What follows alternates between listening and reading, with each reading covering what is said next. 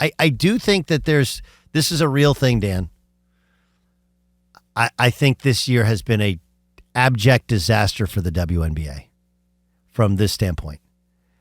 You can be the most ardent WNBA, I can't stand the women and how they treat Caitlin Clark or how the level of play or the promotion of it or putting them on ads instead of NBA players or whatever. There's plenty of guys out there that feel that way, right? But their main attraction is Caitlin Clark. She has not played during the meat of summer.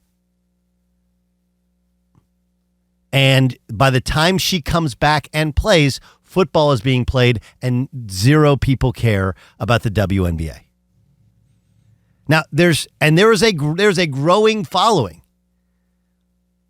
And I'm just telling you, like that last summer, not putting her on the Olympic team was messy. It probably helped her personally as it was just too much of a whirlwind and she got her stuff together for the playoff run, but it did not promote the sport. And then the one woman that drives ratings to the sport isn't playing all summer, and she'll come back and play. By the time she comes back and plays, it's the end of August. We're on to football.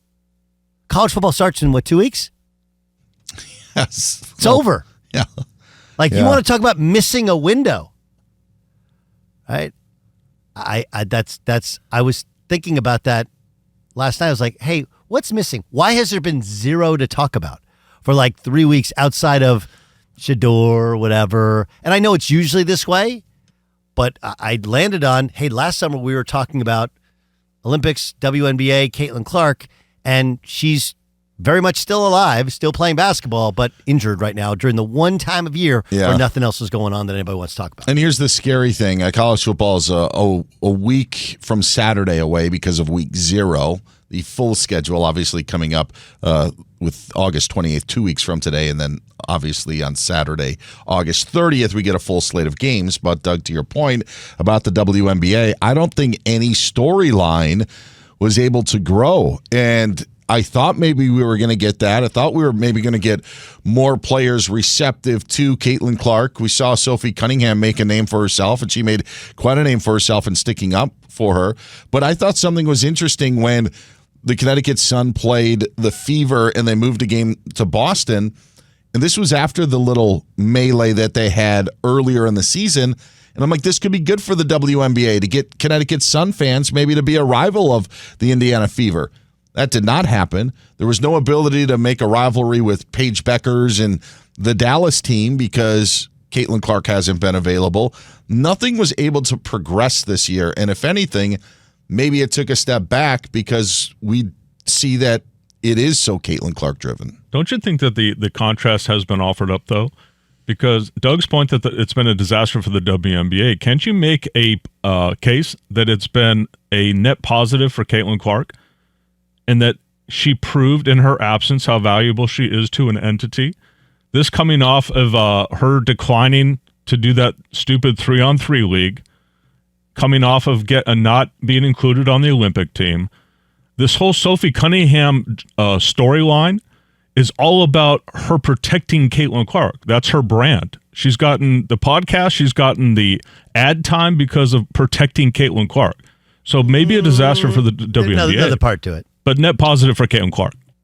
There's another part to the Sophie Cunningham, right? She's an attractive woman that plays basketball, right? And she's flirty with how she looks at the camera. So, I mean, I think, but yes. Being white and straight, too. Yeah.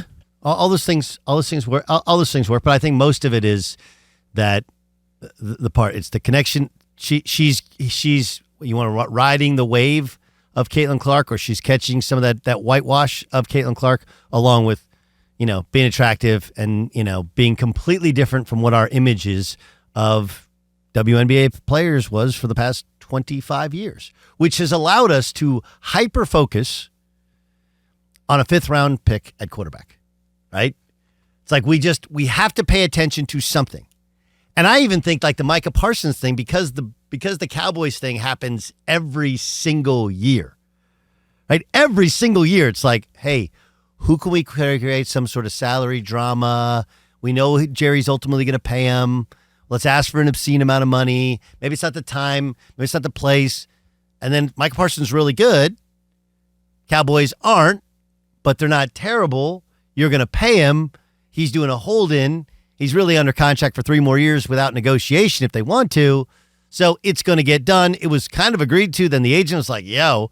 Anyway, I think people are completely over talking about the Cowboys. Like, let me know when the Cowboys lose late in the season and fall out of the playoffs so I can make fun of them. Or let me know if they get to the playoffs and lose early so I can make fun of them. But I've seen this movie. I know how it ends. So instead, we're hyper-focusing on Shedeur Sanders, which brings us to Dan Beyer. Your thought on Shadour?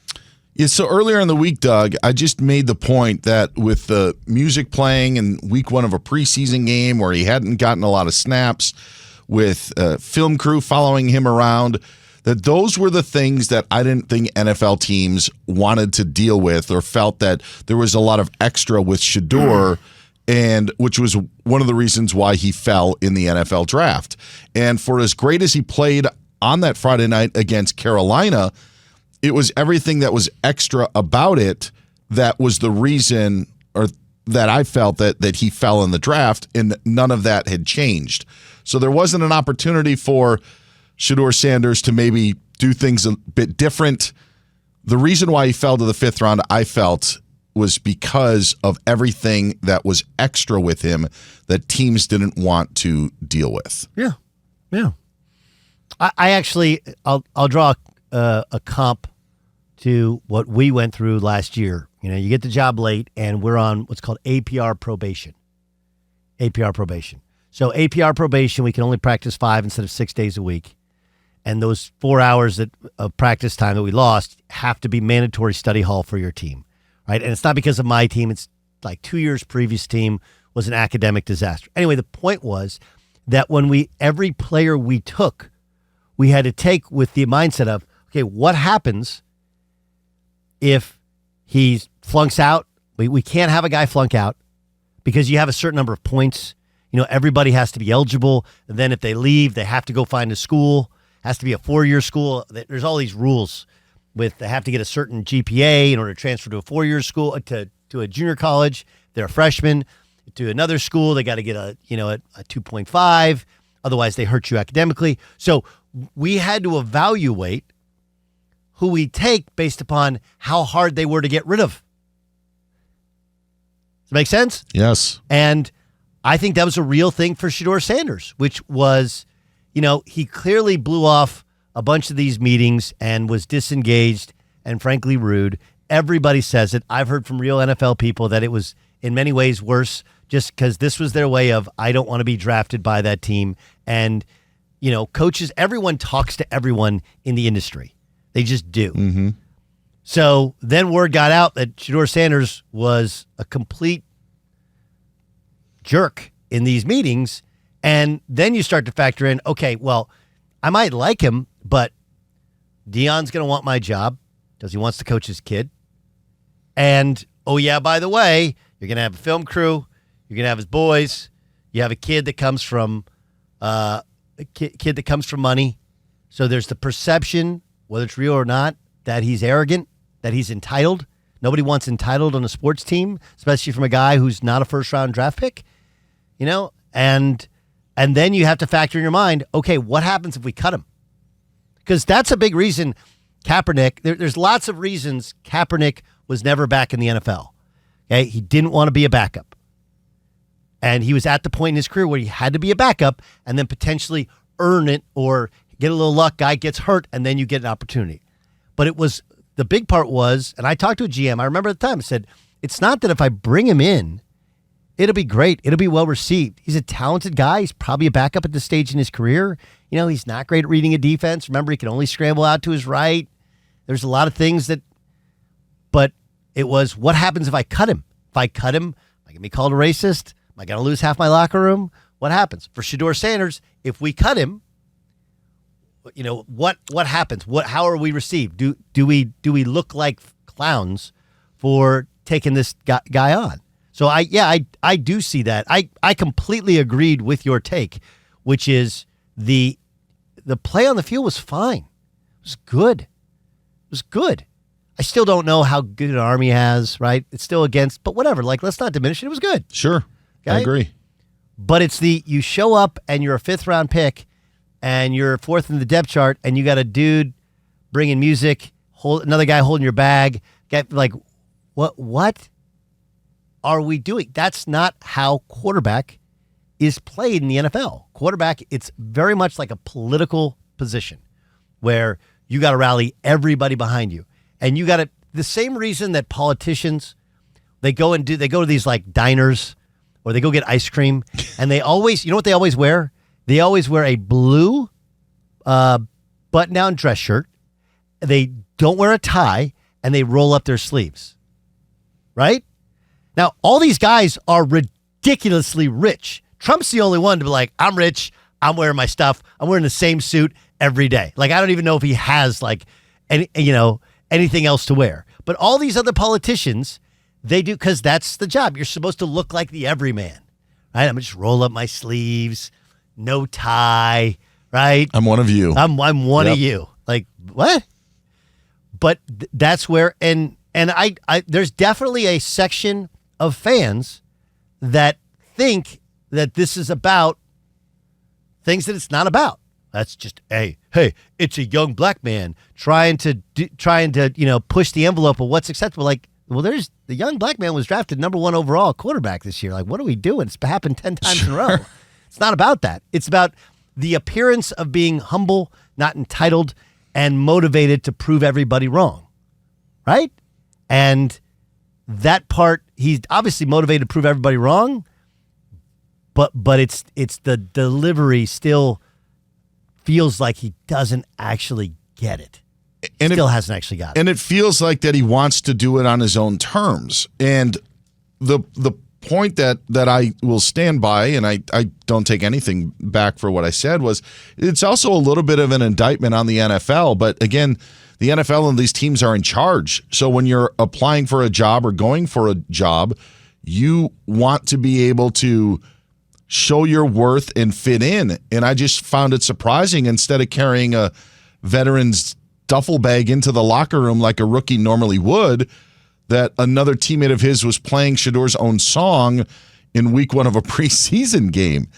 And it was surprising to me, and it felt like it was a lot. And at that point, like if it was week 1 of a regular season game where he had won the job, maybe there's something to that. Maybe at that point you can do it. But I just felt in week 1 of a preseason game, do you need your own soundtrack walking into the stadium? And I just didn't think so. I thought the Tony Grossi interview that was recorded, which Tony ended up approaching Shadour, but Tony didn't know that they were recording, that's another aspect of it. It's not that the NFL is scot-free and it's all blamed on Shadour, but that's where you would think a lot of the responses came from, that Shadour is the victim in all of this and what's happening in Cleveland, because he was the one that was taken in the 5th round, that he's the one that's not getting the first team reps. Like, that's sports. That's what you got to deal with. This is no different than other quarterbacks. So to paint Shadour as a victim here, which I don't think Shadour is trying to do. I think it's the fan base of Shadour that's trying to do that. I don't agree with that at all. Yeah. It definitely, it's given us something to get us through kind of this preseason. When we're talking about the Browns and their current 4th-string quarterback, it has distracted us from talking about Deshaun Watson, who's still like working out. You know, they changed his contract, so I think they got him for a couple more years. Like, that's going to be weird when we haven't even mentioned, like, he's going to come back at some point and want to play football. It's going to be fascinating.